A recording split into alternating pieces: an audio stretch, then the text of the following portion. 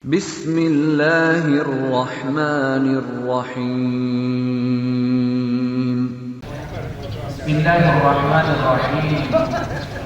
Assalamualaikum warahmatullahi wabarakatuh. Innal hamdalillah nasta'inuhu wa nastaghfiruhu wa natubu ilaih. Allahumma shalli ala nabiyyina Muhammad sallallahu alaihi wasallam wa ala alihi wa ashabihi wa man tabi'ahum bi ihsanin ila yaumiddin. Asyhadu an la ilaha illallah wa asyhadu anna Muhammadan abduhu wa rasuluh. Qala Allah ta'ala fil Qur'anil Karim, a'udzu billahi minasy syaithanir rajim. Bismillahirrahmanirrahim.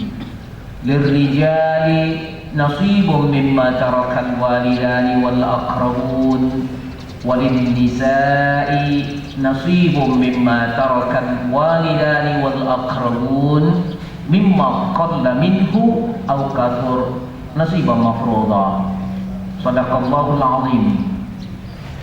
Wa qala Rasulullah sallallahu alaihi wasallam an Ibnu Abbas radhiyallahu anhuma qala Rasulullah sallallahu alaihi wasallam alhiqu al-fara'id bi ahliha fama baqiya fa huwa li aula rajulin dzakarin. Shadaqa Rasulullah sallallahu alaihi wasallam. Alhamdulillah wa syukrulillah. Summa salatu ala nabiyyina Muhammad sallallahu alaihi wasallam. Dan selanjutnya tidak lupa kami ucapkan terima kasih sebanyak-banyaknya kepada seluruh jajaran pengurus Islamic Center Madiun, Ustaz Sugianto dan para asatidah yang lainnya. Izinkan kami menyampaikan seri yang kedua pengajian spesial Mawaris sama dengan PSP atau Ilmul Mawaris Faraid atau ilmu waris Islami adalah penentuan sebelum pembahagian. Konsep mawaris dalam Islam adalah penentuan hak waris sebelum pembahagian harta warisan. Seri yang kedua dengan tema atau bab pembahasan sejarah pensyariatan atau pewarisan dalam Islam. Berbicara sejarah berarti kira-kira kami ingin mengajak Bapak Ibu hadirin hadirat yang berbahagia untuk sedikit mengkaji sirah nabawiyah atau mungkin sedikit kembali ke masa jahiliyah. Kata ulama kita dalam kitab Ahkamul Mawaris fil Fiqh Islami, khususnya dari Syekh Ati Abdul Mawjud, guru kita, ketika masa jahiliyah pewarisan itu sudah dikenal dan tidak membicarakan harta lebih dulu, namun siapa ahli waris daripada si mayit. Ketika masa jahiliyah itu sudah ada, Bapak Ibu. Pewarisan masa jahiliyah ada 3 sebab seorang berhak dapat waris kalau ada seorang meninggal dunia. Pertama, sebab ada hubungannya dengan si mayit, sebab ada nasab atau hubungan nasab keturunan kandung dengan si mayit. Namun syaratnya, ketika masa jahiliyah seorang meninggal dunia, dilihat dulu ahli warisnya yang ada hubungan kekeluargaan kandung dengan si mayit, namun syaratnya harus laki-laki yang sudah ikut berperang menjaga kabilah-kabilahnya, yang sudah dewasa, adil, ikut berperang menjaga kabilahnya. Laki-laki yang gak ikut berperang dan dapat waris dari si mayit, walaupun itu adiknya, walaupun itu saudaranya, walaupun itu anaknya. Malah kata ulama kita, termasuk Dr. Salwa, yaitu dosen dari Universitas Al-Azhar Syarif, mengatakan dalam kitabnya, malah masa jahiliyah itu perempuan diwariskan seperti benda. Masa jahiliyah. Yang kedua, sebab seorang berhak mendapat waris dari seorang yang meninggal dunia, yaitu dengan adanya hubungan sumpah dengan si mayit. Tetangganya, teman sekantornya, teman dalam berusaha, mereka saling sumpah. Harta saya dami mali wa maluka dami wadamuka anta tarituni wa arituka. Kira-kira seperti itu tahaluf, saling sumpah. Harta saya hartamu, hartamu harta saya. Saya mewarisi kamu, kamu mewarisi saya. Jika ada seorang ini sebelum meninggal dunia ada sumpah seperti ini dengannya, maka dia dapat waris ketika masa jahiliyah. Yang ketiga, sebab seorang mendapat waris adalah karena ada hubungan tabani namanya dalam istilah Arab. Tabani ini adalah seorang mengangkat, menjadikan orang lain jadi anak kandungnya dan dibinkan atau diibnukan kepada dia. Contoh, ada anak abang saya atau ada anak di rumah sakit lahir tanpa diketahui siapa ayah dan ibunya yang bertanggung jawab, ditinggalkan di rumah sakit itu anak. Atau ada anak di bawah kolong jembatan, atau dalam kebiasaan kita di Asia Tenggara ada namanya adat memancing. Belum punya keturunan setahun, 2 tahun, pinjem anak saudara, akte kelahirannya diganti. Nah ini tabani zaman now. Padahal jahiliyah itu dilakukan dan ini tren sekali di masa jahiliyah. Contoh, anak abang saya pinjem dengan alasan apapun.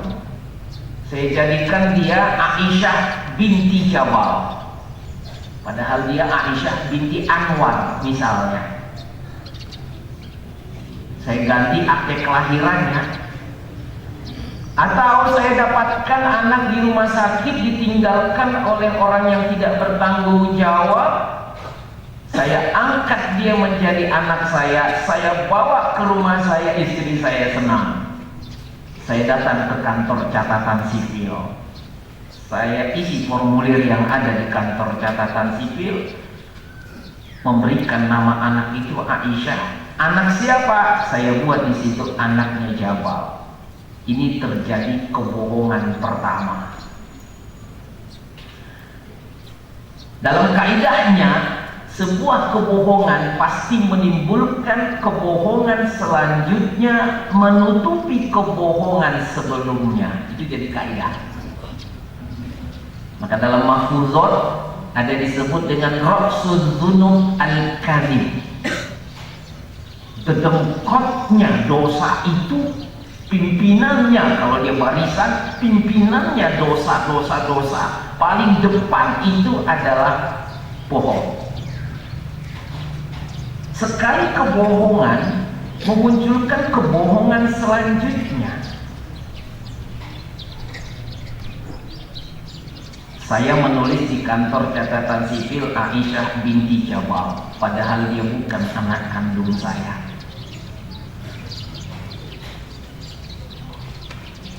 Keluar bulan depan akte kelahirannya Aisyah binti Jabal. Waktu berjalan, Anak itu semakin besar, ketika dia SD umur 10, 11, 12 tahun, dia bertanya, "Ayah, di sekolah saya ditanya nama siapa, nama orang tua siapa, tanggal lahir, tanggal berapa, lahir di mana?" Saya jawab, "Engkau lahir di rumah sakit A." Padahal bukan, menutupi kebohongan yang pertama.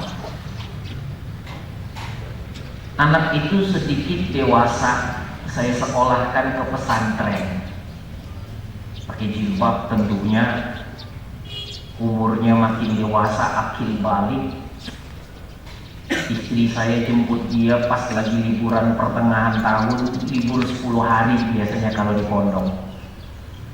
Istri saya jemput, saya lagi main game di rumah, pakai celana pendek karena di rumah saya main game. Mereka masuk, "Assalamualaikum," masuk ke rumah. Tentunya istri saya dari rumah buka jilbab dan anak saya juga ikut buka jilbab karena menganggap saya adalah ayah kandungnya, mahramnya. Padahal bukan. Saya pun gak mungkin pas mereka datang, "Jangan masuk dulu, saya lagi pakai celana pendek." Gak mungkin saya tutup ambil sarung, dia akan curiga.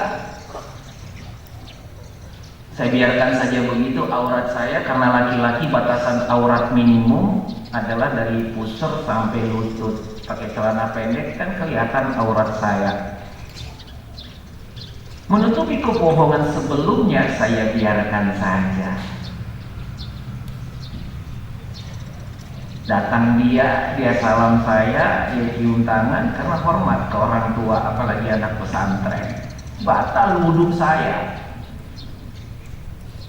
Nah, bersentuhan dengan yang bukan mahram, tapi dia menganggap saya mahram dia dari akte tadi, kebohongan itu. Dan ini berlaku di zaman Zahiliyah dan masih berlaku di zaman Zahiliyah, zaman now. Usikum wa iyaya. Bagaimana solusinya? Nanti di akhir sinetron ada solusinya, Bapak Ibu. Ini masih episode pertama. Selanjutnya anak itu tamat pondok, masuk kuliah, sarjana. Begitulah kisahnya. Ketika kuliah kalau lagi libur, datang ke rumah, sholat. Sebelum sholat saya sudah wudhu, istri saya wudhu, dia pun wudhu. Kadang-kadang bersentuhan membatalkan wudhu.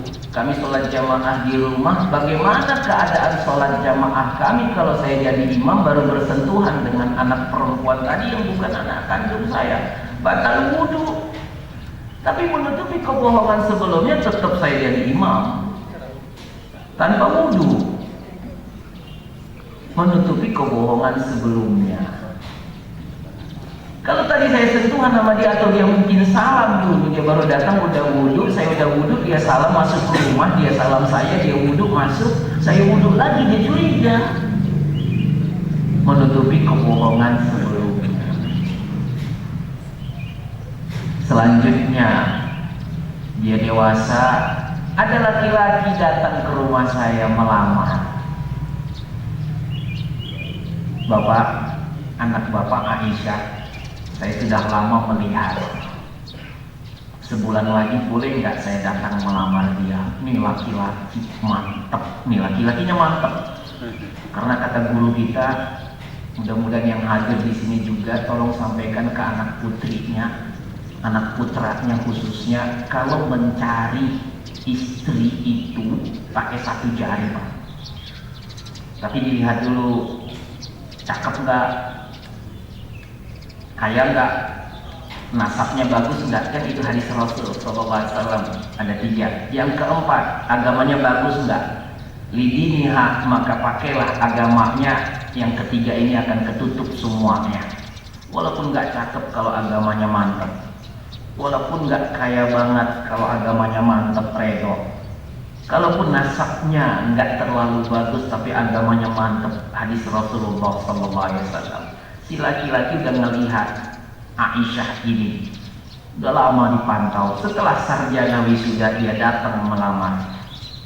Datang dia ke rumah saya karena anggapan dia saya ayahnya, aktenya dan namanya Aisyah binti Ja'far. Zaman now. Datang lamar. Bapak, saya mau melamar anak putri Bapak. Menutupi kebohongan sebelumnya saya terima lamarannya pas hari pernikahan hari Minggu. Akad dulu di masjid.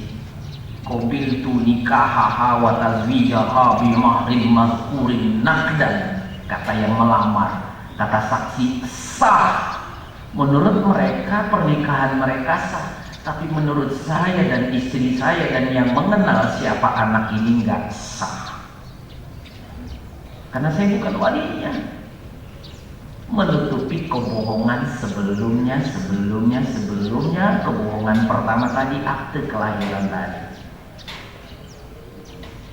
Petugas kantor catatan sipil tidak salah Bapak Ibu,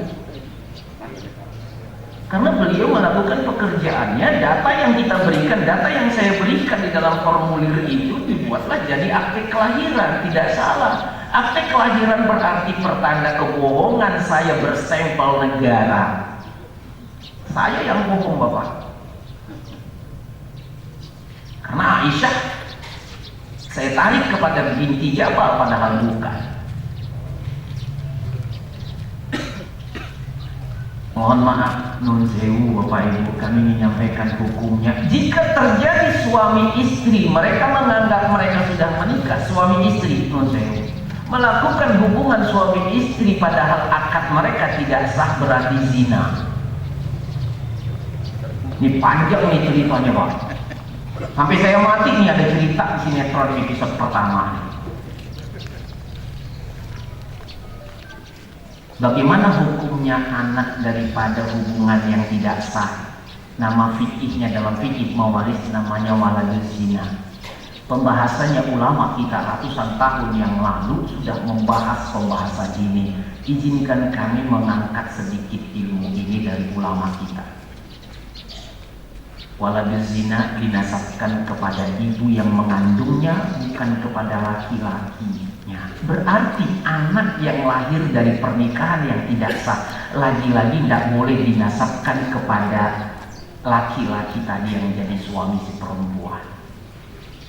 Kalau laki-laki itu meninggal dunia, si anak ini nggak dapat waris walaupun dites darahnya sama, matching DNA-nya. DNA si laki-laki dengan anak yang dilahirkan itu sama, tapi pernikahan itu si anak itu dilihat daripada akadnya sah apa tidak, bukan hasil darahnya. Episode terakhir dalam film ini Bapak, Aisyah akan menuntut waris dari saya ketika saya meninggal dunia. Dengan akte kelahiran dia menuntut setengah dari semua harta saya, dan dengan alasan dalam surat An-Nisa ayat 11, wa in kanat wahidatan falahan nis, jika ayah saya meninggal dunia maka saya dapat setengah dari semua hartanya, halal, legal, gratis dalam Al-Quran katanya. Karena kebohongan pertama ini kami tutup-tutupi, seterusnya dia pun mendapat waris. Istri saya yang sah akan berkurang bahagianya, mestinya dapat 1/4 karena saya nggak punya anak meninggal dunia.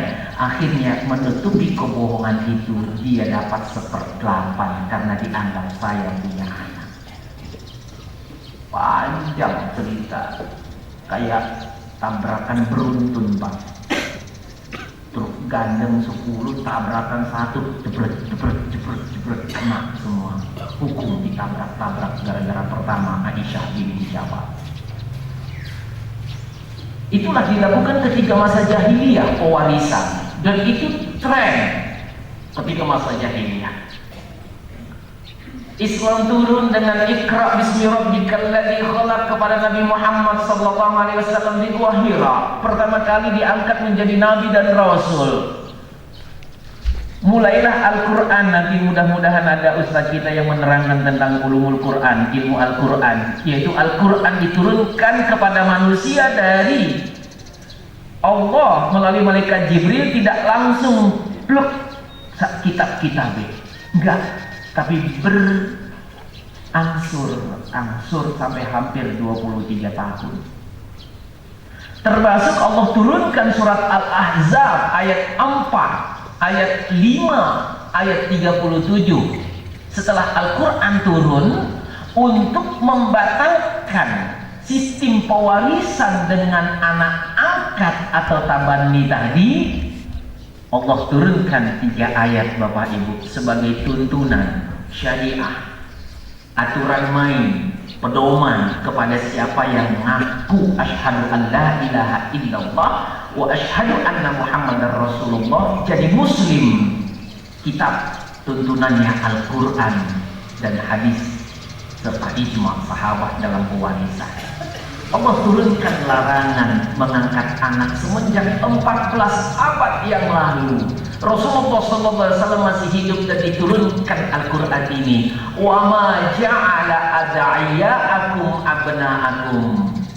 Dan Allah melarang menjadikan yang bukan anak kandungmu kamu nasabkan kepada kamu. Al-Ahzab ayat 4. Tidak lama kemudian Allah turunkan surat Al-Ahzab ayat 5. Ud'uuhum li'abaihim huwa aqsatu indallah fa in lam ta'lamu aba'ahum fa ikhwanukum fid din wa mawalikum. Nasabkanlah anak-anak itu kepada ayah kandungnya. Dari sini ayat menyatakan dalam Islam bin itu kepada laki-laki. Ayat ini ayah kandungnya. Untuk umum li'abaihim. Siapa ayah kandungnya? Aisyah. Mestinya kalau dia anak abang saya Anwar, dia harus Aisyah binti Anwar. Ini dia perintah Allah. Izinkan kami Bapak Ibu, tugas kami di sini adalah menyampaikan, bukan mengajari. Menyampaikan ayat-ayat Allah. Selanjutnya nanti jam 7 selesai tugas kami. Selanjutnya Allah yang memberi hidayah kepada siapapun. Amin ya rabbal alamin.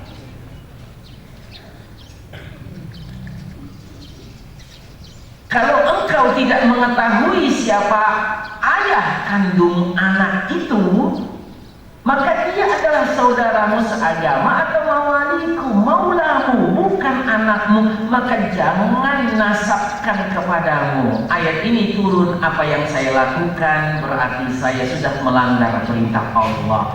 Bagi yang belum mengetahuinya hari ini, ada yang mendengar ayat ini atau bacakan ayat ini kepada keluarga yang telah melakukan pewarisan atau tabani masa jahiliyah masih dipakai zaman sekarang, berarti masih diberlakukannya jahiliyah di waktu sekarang. Ud'uuhum li'abaihim, ud'u ila sabili rabbika bil hikmati wal mau'izatil hasanah. Ajaklah keluarga kita yang telah mengangkat anak itu dengan hikmah wal mau'izatil hasanah. Jangan pulang dari sini langsung bilang kepada keluarga yang ngangkat neraka. Karena yang memberi hidayah Allah. Tugas kita cuma menyampaikan Bapak Ibu. Keluarga Nabi Muhammad SAW ada sampai mati. Rasulullah SAW sudah menjadi Nabi dan Rasul. Ada yang gak mau diajak oleh Nabi Muhammad SAW untuk masuk Islam. Innaka lan tahdi man ahbabta walakinallaha yahdi man yasha. Allah yang memberi hidayah. Tugas kita cuma menyampaikan Bapak Ibu, seperti tugas kami hari ini. Ud'uuhum li'abaihim huwa aqsatu indallah.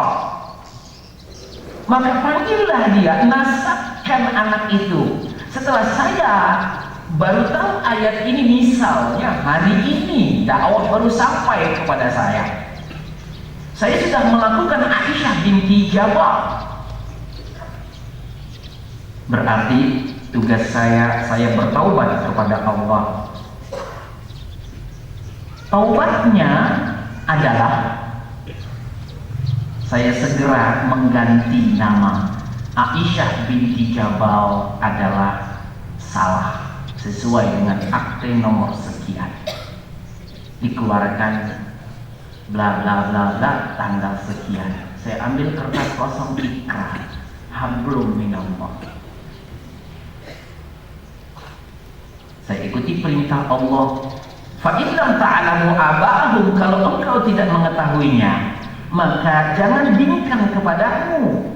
Tadi kalau saya tidak mengetahui ayahnya, maka saya tulis Aisyah bukan anak Jabal, tapi Aisyah adalah anak Allahu a'lam. Saya tidak tahu siapa ayahnya. Kalau saya tidak mengetahui, ini perintah Allah Bapak Ibu. Kalau saya mengetahui siapa ayahnya, saya buat di kertas itu. Ini solusinya bagi keluarga yang telah mengangkat, yang telah melakukan tabanni. Sekarang solusinya ambil kertas, ikrar atas nama Allah, saya mengaku kesalahan saya ini. Al-Ahzab ayat 4, 5 dan 37. Allah sudah memberikan tuntunannya jelas, maka saya mengatakan Aisyah bukan anaknya Jabal, Aisyah adalah binti Anwar. Kalau saya tahu siapa ayahnya. Siapapun yang mengetahui hal ini tanda tangan sebagai saksi. Dengan Allah ata'na amrullah. Selesai urusan hablum minallah. Baru yang kedua, hablum minan nas. Boleh jadi perempuan itu, anak perempuan itu sudah dewasa. Masalah di psikolog.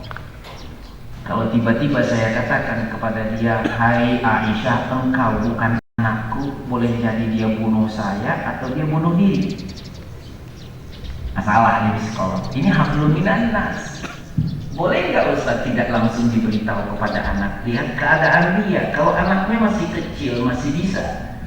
Tapi kalau anaknya sudah dewasa, tunggu. Tapi apa Allah harus segera bertobat? Solusinya kata.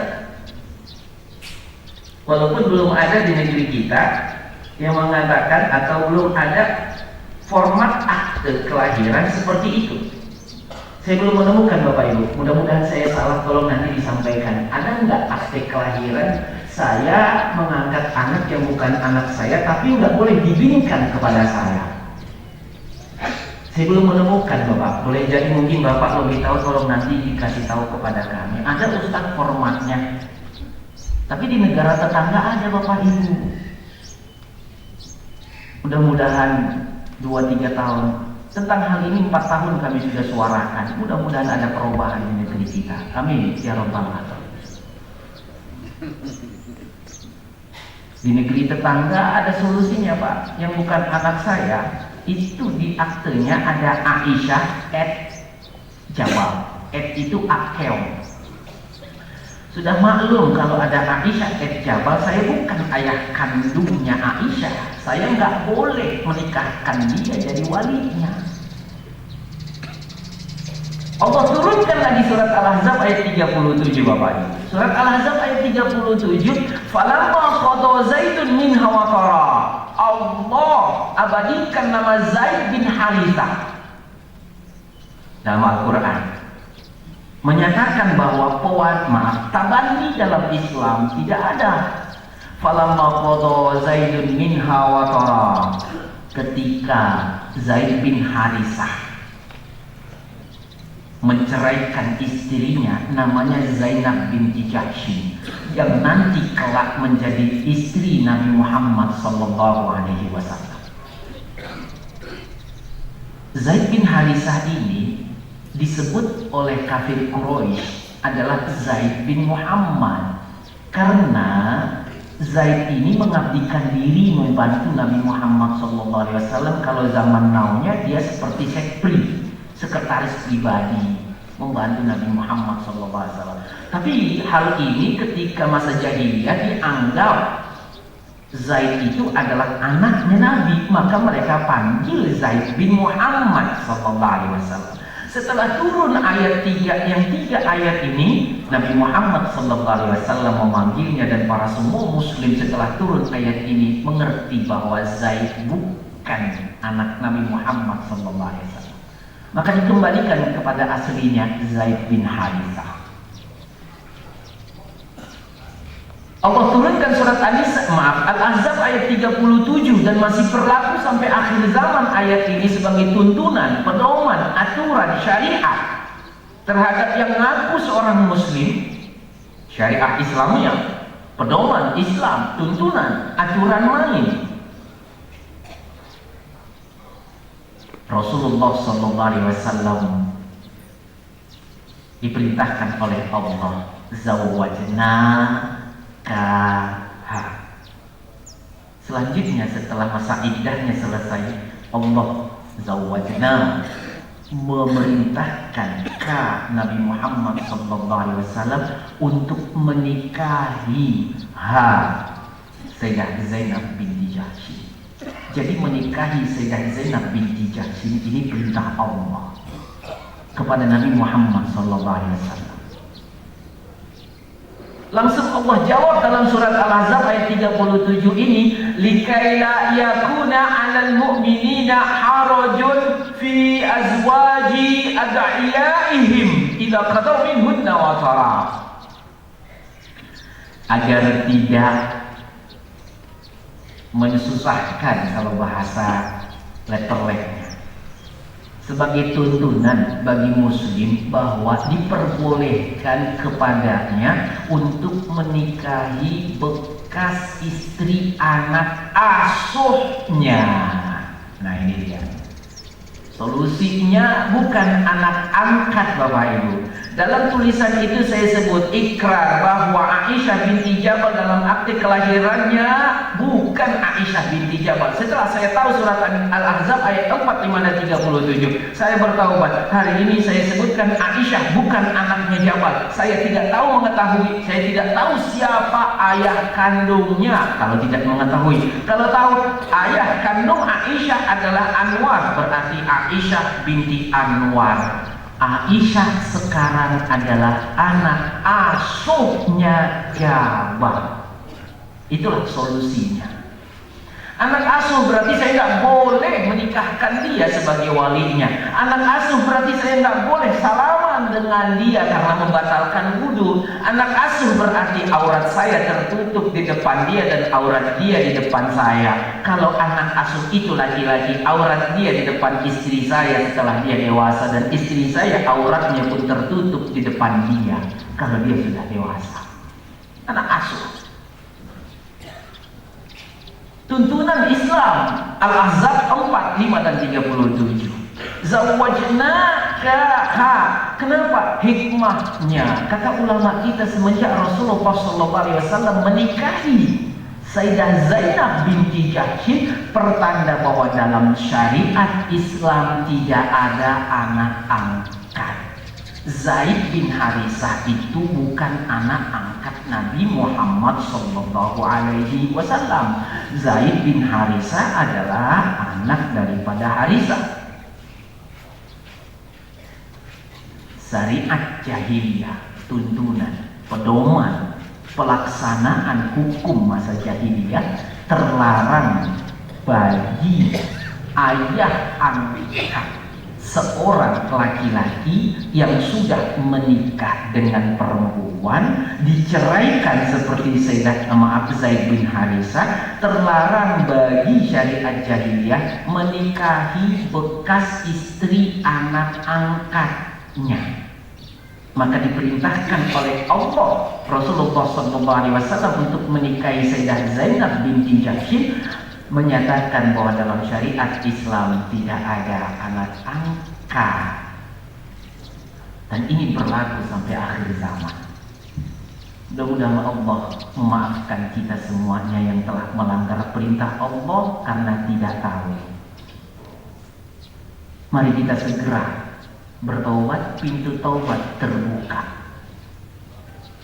Dan Allah tidak menerima taubat kecuali dosa, tidak menerima taubat syirik yang lainnya Allah terima selagi masih hidup. Maka masih ada waktu Bapak Ibu, ketika ada keluarga kita yang melakukan hal itu, sampaikan,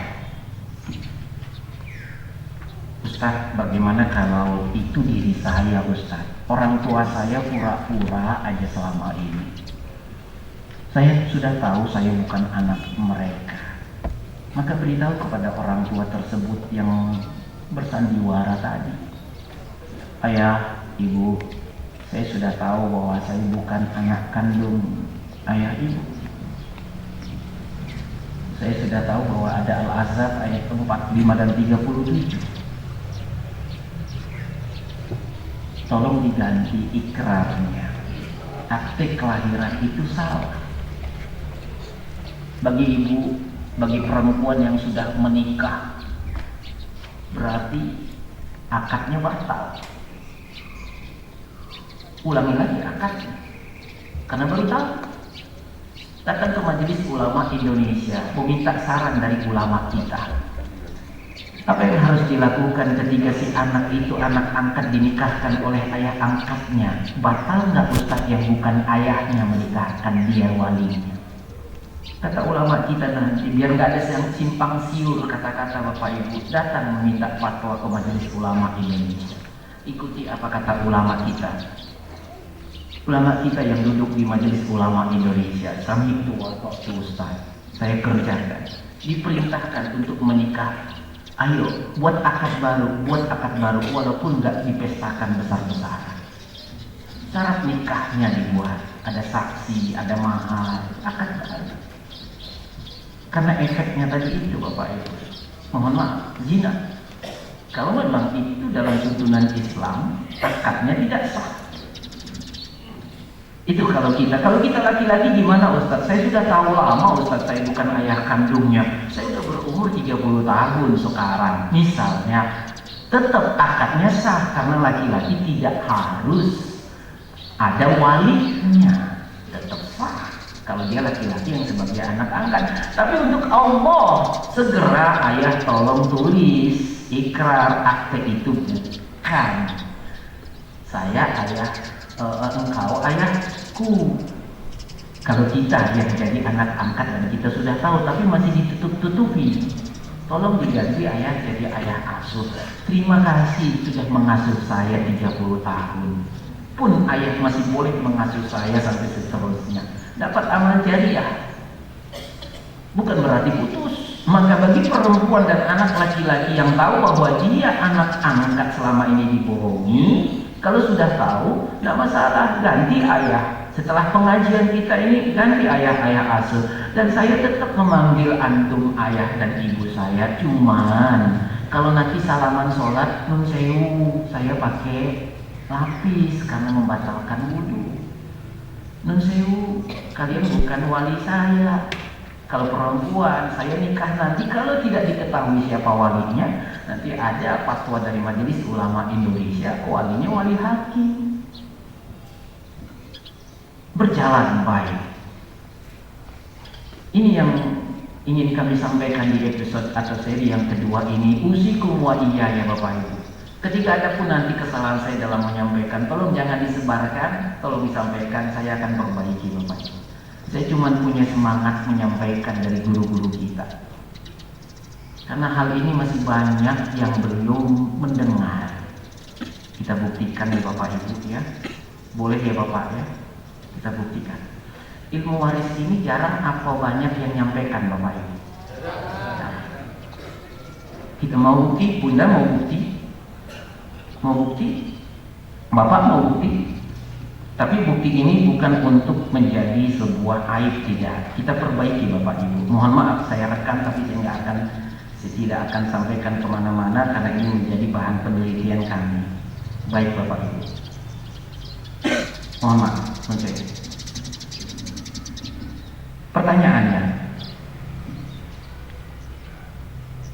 pengajian kita hari ini tanggal 11 ya Bunda ya, Februari 2018 di Islamic Center Madiun.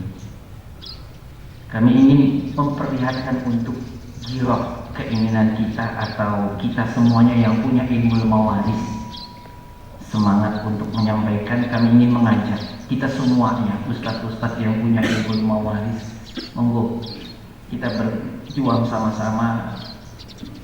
Apalagi mungkin mohon maaf saya bahasa Jawa Timurnya belum lancar. Bagi ustadz-ustadz yang sudah lancar bahasa Jawa Timurnya, tolong sampaikan badiku kaumakum bilughati qaumikum kalau bahasa Arabnya. Lebih bagus sampaikan dengan bahasa kaummu. Mohon maaf saya masih pakai bahasa Indonesia. Lebih afdal lagi sebenarnya lebih pakai kromo Injil, tapi saya masih dalam belajar Bapak.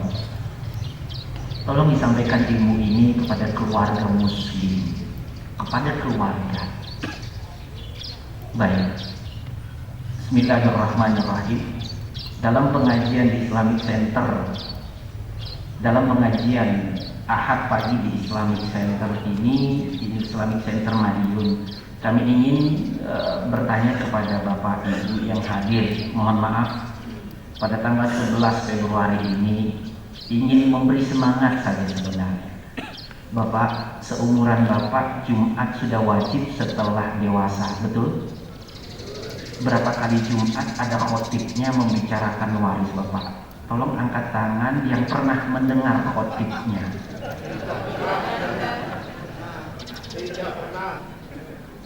Ibu melihat ya Ibu, ada yang angkat tangan, silakan Bapak Ibu. Ibu, ada yang angkat tangan nggak Ibu? Ini berarti ilmu ini masih jarang disampaikan. Mari Bapak Ibu yang punya ilmu tentang waris, khususnya khotib Jumat, mari kita sampaikan di khutbah Jumat, ayatnya dibacakan. Saya ketika ditanya oleh guru kita seperti ini, itulah yang menjadikan saya, setiap saya dipanggil untuk khotib Jumat, saya menjadwalkan tidak pernah membicarakan yang lain, karena ada ustadz yang lain sudah membicarakan hal itu. Saya sampaikan ilmu mawaris. Saya pernah di Bogor disampaikan, Ustadz, jadwal antum setahun ini A, B, C, D. Ada yang 4, ada yang 5 kali pertemuan. Saya jadwalkan semuanya waris, tapi berseri. Biar pernah ada yang mendengar. Paling tidak jika ada yang pertanyaan tadi lagi, ada yang mengangkat tangan. Khutbah Jumat itu tempat yang pas banget khotib itu menyampaikan sebuah pesan. Karena isma'u wa'u, dengarkan, perhatikan. Tempat yang sangat pas. Mudah-mudahan besok para khutbah kita khutbah Jumat di Madiun nggak asing dengerin ayat mawaris. Amin. Ya Rabbal Alamin. Baik Bapak Ibu, kita teruskan tadi sinetron tadi episode pertama. Sampai di mana tadi Bapak Ibu? Sampai kepada saya meninggal dunia. Ketika anak saya itu, saya meninggal dunia, dia menuntut hak waris setengah. Inilah Allah turunkan surat Al-Ahzab ayat 45 dan 37. Anak angkat tidak ada dalam Islam. Solusinya anak asuh. Dan dia tidak berhak waris. Dia tetap jadi mahram siapa yang mengasuhnya. Dia tidak menjadi wali, si ayah asuh tidak menjadi wali kepada anak kalau dia perempuan. Auratnya harus dijaga. Mohon maaf, nun sewu, Aisyah itu boleh saya nikahi, karena dia bukan anak saya, dia bukan mahram saya. Namun itu masih terjadi di keluarga muslim. Mari kita sampaikan bil hikmah wal mau'izatil hasanah. Ustaz, udah tua kok, nggak apa-apa, langsung dirubah walaupun udah tua. Ustaz, untung masih kecil, ayo monggo sebelum dia dewasa dirubah, walaupun panggilannya tetap masih ayah ibu, tapi dikasih tahu pelan-pelan, saya adalah ayah asuh Muna. Ayah asuh punya hak asuh. Nanti kalau dia bertanya, ayah saya sebenarnya siapa? Allahu a'lam. tapi tetap saya akan menjadikan posisi ayah kandungmu saya. Anggap ayah kandungmu, kasih sayang semuanya saya kasih. Nah, tapi ada yang harus membatasi kita nanti. Diomongkan Bapak, biar dia tahu batasannya. Kedua, sekali lagi bagi yang hadir di sini dan sebutkan kepada keluarga yang nggak hadir, kalau dia sebagai anak angkat, beritahu. Kalau Anda tahu bahwa Anda sudah menjadi anak angkat dia semenjak lama, tapi masih disembunyikan oleh ayah angkat, beritahu, jangan dibiarkan. Mudah-mudahan ini jadi solusi bagi keluarga muslim. Amin ya rabbal alamin. Karena mengurangi warisan, Pak. Betul ya, Pak? Setengah, Pak, banyak. Setengah dari harta saya jadi milik anak angkat saya. Karena dia ngaku sebagai anak saya dengan bukti akte kelahiran. Mohon doa juga mudah-mudahan beberapa tahun ke depan ada solusi surat tercatat walaupun bukan akte namanya. Alangkah lebih baiknya juga ada sistem dalam akte bagi khusus umat Islam yang mengasuh anak. Karena bawa ke pengadilan, Pak, akte itu sah. Dapat setengah Aisyah itu kalau saya meninggal. Terbukti, tertulis. Tapi kan saya yang bohong. Negara nggak salah. Pegawai kantor catatan sipil nggak salah karena mencatat apa yang dibuat permohonan untuk membuat akte kelahiran Aisyah binti Jabal. Itulah sejarahnya pewarisan masa jahiliyah dengan 3 tadi. Pertama, nasab laki-laki saja yang dapat waris. Ketiga, masa jahiliyah perempuan tidak dapat waris, laki-laki yang nggak ikut berperang nggak dapat waris, anak kecil nggak dapat waris. Kedua, siapa yang mendapat waris kalau ada meninggal dunia masa jahiliyah? Syariat jahiliyahnya adalah yang ada sumpah setia. Yang ketiga adalah anak angkat dia si mayit ini jika ada dapat waris. Allah turunkan surat Al-Ahzab 45 dan 37. Anak angkat masa jahiliyah dalam Islam tidak ada sampai akhir zaman. Selanjutnya Allah turunkan ketika Islam sudah mulai banyak. Awal-awal Islam ketika Rasulullah SAW di kota Mekah, begitu tekanan-tekanan kafir Quraisy besar kepada Nabi Muhammad SAW dan para sahabat yang as-sabiqun al-awwalun yang pertama-tama masuk Islam, dikejar-kejar mau dibunuh dan seterusnya. Sebelumnya Nabi Muhammad SAW dalam sirah nabawiyahnya nggak ada masalah dengan kafir Quraisy, malah dibantu dan ditolong. Pamannya juga membela, Abu Lahab juga membela Nabi Muhammad SAW sebelum diangkat menjadi Nabi dan Rasul. Setelah diangkat menjadi Nabi dan Rasul, turun tuntunan dari Allah, termasuk ayat tadi itu tabani, bahwa pewarisan atau tabani terlarang dalam Islam. Mulai ribut kafir Quraisy. Muhammad sudah merusak agama kita yang nenek moyang kita melakukan seperti ini. Karena apa? Tidak boleh menikahi bekas istri anak angkatnya masa jahiliyah. Turun ayat dan disampaikan kepada muslim, khusus muslim muslimah tidak boleh melakukan itu. Ribut sampai kisahnya, riwayatnya, Abu Lahab sangat marah kepada Nabi Muhammad SAW setelah diangkat menjadi Nabi dan Rasul. Maka Allah turunkan tabat yada Abi Lahab wa tab sampai akhir ayat. Dikejar-kejar sampai Allah memerintahkan Nabi Muhammad SAW hijrah ke kota Madinah. Bagaimana pewarisan ketika itu? Ketika itu antara kaum Muhajirin dan Ansor, Allah turunkan ayat Al-Anfal ayat 72. Innal ladzina amanu wa hajaru wa jahadu bi amwalihim wa anfusihim fi sabilillah wal ladzina awaw wa nasaru. Antara kaum Muhajirin dan Ansor, Allah kuatkan persaudaraan di antara kaum Muhajirin dan Ansor. Rasulullah SAW dengan hubungan Muhajirin dan Ansor, jika ada yang meninggal dunia di antara kaum Muhajirin dan Ansor ketika itu di Madinah, Rasulullah SAW melalui perintah Allah Al-Anfal 72 ini menunjuk siapa yang akan menjadi ahli warisnya. Si A dan B muslim, mukmin, berhijrah, abangnya ke kota Madinah, adiknya nggak ikut hijrah tapi dia sudah menjadi muslim. Allah teruskan ayat ini sebagai tuntunan ketika itu. Sekarang sudah tidak diberlakukan karena tidak ada lagi muhajirin dan ansor setelah Fathu Makkah. Bagaimana pewarisannya kalau adiknya ada di Mekah, dia nggak ikut hijrah, abangnya meninggal di kota Madinah? Rasulullah SAW menunjuk siapa ahli warisnya dari kaum Ansor. Loh, adiknya yang di Mekah bagaimana? Allah dalam ayat selanjutnya, walladzina amanu wa lam yuhajiru ma lakum min walayatihim min syai'in hatta yuhajiru. Yang beriman tapi dia nggak ikut hijrah, tidak mewariskan yang ikut hijrah itu kepada yang gak ikut hijrah ketika masa hijrah. Ini sejarahnya, sirah nabawiyah. Ini tidak berlangsung lama di Madinah, pewarisan masa Madinah. Tidak lama kemudian Allah memerintahkan Nabi Muhammad SAW dan pasukannya karena sudah dipersiapkan di Madinah. Ayat pun sudah turun, ayat hukum. Kalau di Mekah kebanyakan ayat tauhid, akidah. Di Madinah sudah mulai bagus, turun ayat khamar tidak boleh, turun ayat riba tidak boleh, dan seterusnya.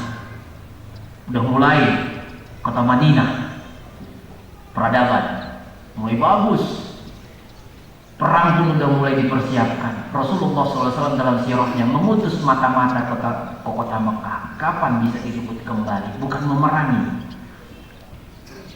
Setelah siap, Allah memerintahkan Rasulullah SAW membawa pasukan perangnya merebut kembali kota Mekah tanpa perlawanan karena sudah di mata-mata.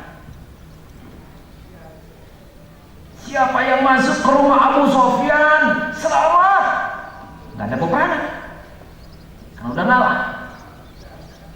Peperangan tanpa sebuah peperangan menang. Siapa yang mau tidak diperangi masuk Islam. Kalau enggak, disitulah mulai ada kafir zimmi. Ada yang nggak mau tetap dengan agamanya tapi nggak diperangi. Direbut kembali kota Mekah. Bagaimana pewarisan ketika itu setelah hijrah? Fathu Makkah, bagaimana kalau ada yang meninggal dunia? Allah turunkan Al-Anfal 75. Wa ulul arham ba'duhum awla bi ba'din fi kitabillah. Pewarisan dilihat dari kekerabatan, bukan lagi muhajirin dan ansor. Karena lal hijrah ba'da Fathu Makkah, tidak ada lagi disebut dengan hijrah hakikiyah setelah Fathu Makkah. Tidak ada lagi muhajirin dan ansor. Semuanya muslim, maka pewarisan antara kaum mereka kaum kekerabatan. Tapi belum diketahui berapa bahagian masing-masing kalau ada yang meninggal dunia ketika Fathu Makkah. Tidak lama berlangsung, Allah turunkan surat An-Nisa ayat 7, 11, 12, dan 176. Inilah nantinya akan menjadi tuntunan setiap muslim-muslimah ketika meninggal dunia. Hanya dengan 3 ayat saja, semenjak ayat ini diturunkan 14 abad yang lalu, menjadi pedoman, menjadi tuntunan, menjadi aturan kalau ada yang meninggal dunia muslim atau muslimah, tidak melihat umur. Yang penting dia muslim muslimah. Anak kecil baru 1 jam lahir ke dunia, dokternya bilang itu bergerak, nangis, meninggal dunia. Si anak baru dilahirkan dalam beberapa menit, terjadi pewarisan karena dia muslim muslimah. Semenjak ayat itu diturunkan sampai akhir zaman, itulah tuntunan buat yang ngaku seorang muslim muslimah. Usikum wa iyaya. Anak kecil itu kan dia nggak punya harta. Inilah yang kita akan robah mindset. Mewaris itu tidak membagi harta semata, namun mewaris adalah mentaati perintah Allah, mentaati perintah Rasulullah SAW. Fardu kifayah dulu. tentukan siapa ahli warisnya dulu. Masa jahiliyah saja menentukan siapa ahli warisnya. Sekarang banyak yang berubah cara pandang muslim. Karena tadi buktinya Bapak Ibu, di khutbah Jumat saja jarang diomongi. Di pengajian muslimah ada yang pernah berbicara mawaris kecuali bulan-bulan sebelumnya kita. Kalaupun ada, alhamdulillah, mari muslimah, mu'allim, mari kita angkat ilmu ini. Paling tidak membahas ayatnya walaupun belum detail. Karena ilmu ini sudah aturannya panjang, main hitung-hitungan lagi. 1/6 tambah 1/8 tambah 2/3, KPK-nya berapa? 24. Dari mana itu Ustaz? Biarkan yang mahir yang menguasai ilmu ini. Sama dengan memandikan jenazah, biarkan mudin yang pinter mengeluarkan kotoran dalam perut si mayit ketika memandikan. Jangan kita coba-coba memandikan jenazah walaupun dia ayah saya belum mahir memandikan jenazah. Saya mandikan dia, saya bawa ke shower kamar mandi, karena biasanya mandi pakai shower. Salah atau betul Bapak Ibu? Kurang tepat. Siapa yang memandikan mudi? Siapa yang memandikan jenazah? Berikan kepada yang mahir. Dia akan mandikan, menutup auratnya, sudah mahir. Fardu kifayah. Satu kampung, satu negara, satu dunia lepas kewajiban muslim terhadap ayah saya ketika dimandikan 2, 3, 4 orang saja di kamar mandi. Habis itu dibawa paralel, dikafani, berikan kepada yang mahir, jangan ibu saya. Saking dia cintanya kepada ayah saya, dia siapkan kain kafannya sutra. Dia balut ayah saya karena nggak mahir. Dia gulung-gulung ayah saya, dia ikat ujungnya sama ujungnya, jadi kepompong ayah saya. Salah apa betul Bapak Ibu? Salah. Siapa yang bagus untuk mengkafani? Yang mahir di kampung ini. Siapa yang menentukan hak waris ayah saya? Yang mahir Bapak. Kapan? Waktu yang pas mentaati perintah Allah. Bukan saya mengatakan wajib banget Pak. Waktu yang ideal menentukan, disegerakan, dimandikan, dikafani, ditentukan siapa ahli warisnya, bukan mana hartanya. Karena masing-masing mayit belum tentu punya harta Bapak Ibu. Ada orang kaya, uangnya kalau dihitung 4 miliar, utangnya 6 miliar. Siapa yang mau bayar? Angkat tangan Bapak. Nah, itu buktinya. Maka dalam Islam tidak dikatakan harta Bapak Ibu. Yusikumullahu fi auladikum. Allah memerintahkan hak waris, pindahkan milik si mayit kepada siapa? Cari dulu ahli warisnya, anaknya ada nggak? Ada, laki-laki perempuan? Ya, 2/1. Bukan mana hartanya. Mobilnya kasih ke anak laki-laki biar bisa bawa ibunya kemana-mana. Enggak. Rumahnya kasih ke istrinya. Enggak Bapak Ibu. Tapi ditentukan dalam Al-Quran itu, ada nggak anak laki-laki? Ada. Ada anak perempuan? Ya, pindahkan milik si mayit. Yang bukan miliknya jangan wariskan.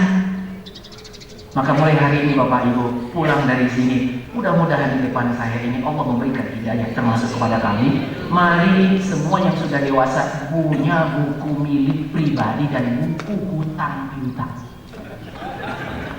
Persiapan meninggal. Baik, contoh kita simulasikan. Kalau suami bunda meninggal dunia, bunda tahu nggak mana hartanya? Detail. Hutangnya tahu? Kalau meninggal dunia bagaimana membaginya? Maka dari hari ini, dari sejarah tadi, episode yang akan datang insya Allah pertemukan kita kembali lagi. Kita bagaimana hubungan waris, asbabun nuzul, dan hubungannya dengan ekonomi. Mewaris ini ekonomi Bapak Ibu. Bagaimana enggak? Ayah saya meninggal dunia, saya anak laki-laki, dia punya harta, meninggalkan ayah dan ibu, hartanya 8 miliar. Enak ya Bu ya ngomongin harta 8 miliar. Kalau saya katakan 80.000, enggak bakal ribut. Betul nggak Bapak Ibu? Maka jangan harta dulu yang dilihat, perintah Allah, perintah Rasul, fardu kifayah. Mayit iya, ayah saya, siapa ahli warisnya? Istrinya masih hidup. Ayah saya dimandikan dari kafan yang mahir, saya yang menentukan baru nanti disolatkan oleh yang mahir dan dikuburkan oleh yang mahir. Saya menentukan, istri ayah saya, ibu saya masih hidup, belum cerai. Anaknya, saya laki-laki, baru satu-satunya. Saudara kandungnya satu. Dalam ilmu waris, istri dapat 1/8 surat An-Nisa ayat 12. Bunda tolong siap ya 1/8 buat bunda. Maka sebelum meninggal suami, kalau sudah tahu suami istri 1/8 buat istri, maka siapkan nanti malam, bang 1/8 sedikit mas. Bagaimana kalau mas sebelum meninggal dunia rumah hadiahin ya buat air? Itulah ilmu mawaris ini, membangun kecerdasan financial planning, perencanaan keuangan. Maka tolong simulasikan, buka surat An-Nisa 11, 12, 176. Suami harus siap ketika istrinya lebih pintar dalam hal ini. Bang, rumah abang kalau 1/8 abang meninggal dunia, saya cuma dapat kamar mandi sama dapur doang bang. Kecil nggak bunda? Maka sebelum meninggal dunia boleh minta. Kalau sudah diminta, dikasih, ambil kertas kosong, catat materai 6.000, 2 saksi laki-laki. Mana tahu besok berubah pikirannya. Begitu juga bunda, ayah, boleh jadi istri kita lebih kaya dari kita, betul?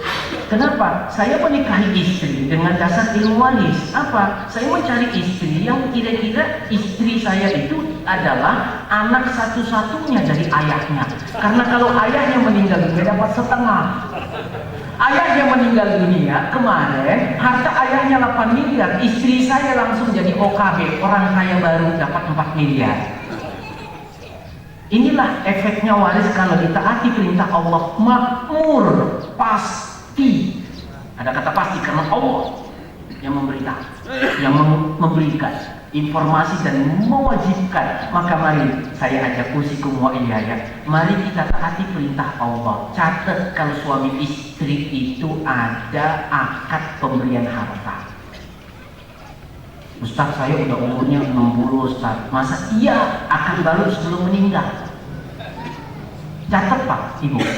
Jadi apa harta yang saya wariskan, ayah saya wariskan 8 miliar, istrinya dapat 1 miliar, saya dapat 7 miliar. 1/8 kepada istri, saya dapat 7/8. Saudara kandung ayah saya, paman saya, terhalang total oleh anak dengan hadis Rasulullah SAW. Al-hikul fara'idu bi ahliha, fama baqiya fahuwa li aula rajulin dzakarin. Bapak Ibu yang punya anak laki-laki, mohon angkat tangan. Mulai hari ini tolong beritahu saudara-saudari Bapak, simulasikan kematian Bapak. Ini yang susah. Maka tembus, mari kita tembus. Adik-adikku, abang-abangku, saya punya anak laki-laki. Jika saya meninggal dunia, perintah Rasulullah SAW, kalian tidak dapat waris. Ini masuk karena disimulasikan. Oh kalau begitu, abang kalau meninggal dunia, kalau adik saya itu pintar, abang belum meninggal dunia, berarti saya nggak dapat waris kalau abang meninggal dunia. Ya, sebelum abang meninggal dunia, hadiahin dong bang motor abang. Boleh, selagi masih hidup. Iya kalau saya kasih. Maka kalau istri mau minta sama suami, suami belum tentu memberi. Bang, rumah abang hadiahin ya buat saya, ntar ya dek. Berarti suami nggak mau ngasih. Jangan patah semangat bunda. Seminggu lagi malam minggu buat bakso, rayu lagi bunda. Begitu juga kita, kalau istri kita kaya raya, saya mau buat modal, hartamu 4 miliar dari ayahmu yang sudah meninggal dunia. Jangan baru dikuburkan ngomong waris. Disitulah yang jadi tabu. Setelah sebulan ayahnya dikuburkan, sudah nggak berkabung lagi. Saya ngomong waris sama istri saya. Saya minta modal 500 juta. Saya mau buat bisnis. Boleh nggak deh? Tapi nggak pinjem, minta. Maka suami harus berani minta, jangan pinjem. Pinjem harus dikembalikan. Ya kata istri, kita siap bapak di kantong kita, di dompet kita, siapkan di dompet kita materai 6.000-an. Saksi 2 laki-laki, Al-Baqarah 282. Aku lupa lihat astagfirullah alaikum. Saya melihat bapak ibu kalau sudah kelihatan giginya, saya sudah senang. Tapi takut kelamaan bapak ibu. Ini sudah lewat 10 menit.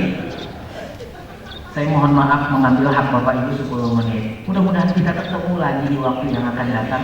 Allah berikan hidayah kepada kita semuanya. Bapak ibu, Siapa yang melakukan perintah Allah aman ke belakang, hulunya saja kita udah nggak lakukan. Allah berfirman Al-Baqarah 282, apapun transaksi maka catatlah. Dari sini kita mulai. Transaksi apapun, mulai dari suami istri dengan anak, catat. Ribet amat, bukan ribet, ini perintah Allah. Kami mau hidupkan ilmu ini Bapak Ibu. Permasalahan keluarga dalam waris paling banyak dalam penelitian kami, suami istri nggak mau nyatet harta masing-masing. Suami meninggal dunia, istri ngaku miliknya haram. Kalau bukan miliknya, mana buktinya? Akad. Rumah sudah dihadiahkan kepada istri. Saya kaya, saya berikan hadiah kepada istri. Rumah saya belum balik nama. Saya meninggal dunia, apalagi istri saya dibenci sama keluarga saya. Ada buktinya nggak hadiah rumah kepada istri saya? Nggak ada. Saya meninggal dunia, rumah mestinya milik istri ditarik oleh keluarga saya. Mana buktinya? Rumah SHM-nya masih milik saya. Ribut. Istri akhirnya nggak dapat haknya yang mestinya sudah hadiah dari suami. Mari kita perbaiki catatan-catatan kepemilikan kita, mentaati perintah Allah, aman dunia akhirat. Bapak Ibu, mari kita mohon kepada Allah. Yang punya hajat mau sembuh, keluarganya mau sembuh, hanya kepada Allah kita minta. Yang punya hajat mau umroh, Bapak, ada Bapak? Haji tahun ini.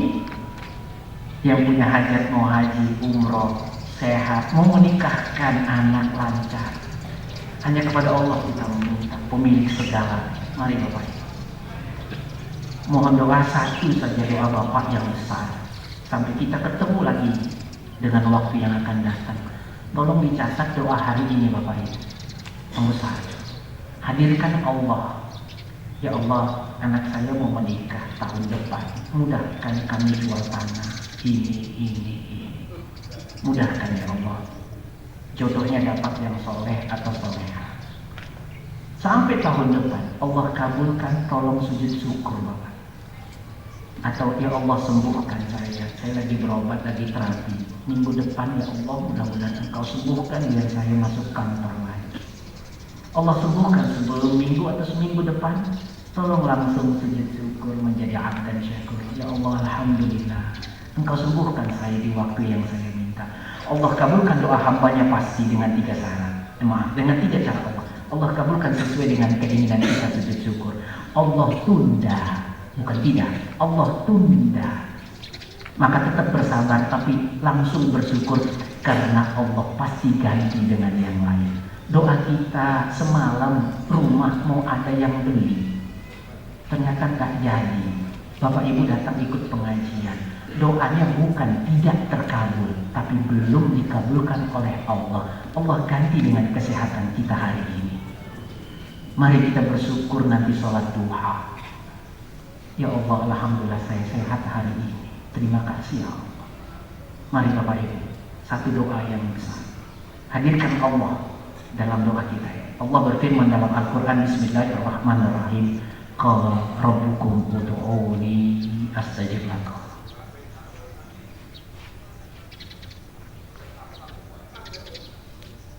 Rabbana atina fid dunya hasanah wa fil akhirati hasanah wa qina adzabannar. Min fadlika rabbika rabbil izzati amma yasifun wa salamun alal mursalin walhamdulillahi rabbil alamin. Tepat 7.15 saya mengambil hak Bapak Ibu 15 menit. Hari ini saya sudah selesai bertugas. Insya Allah besok-besok kalau kami ditugaskan siap. Mudah-mudahan Allah memberi hidayah kepada kita semuanya. Amin ya rabbal alamin. Assalamualaikum warahmatullahi wabarakatuh.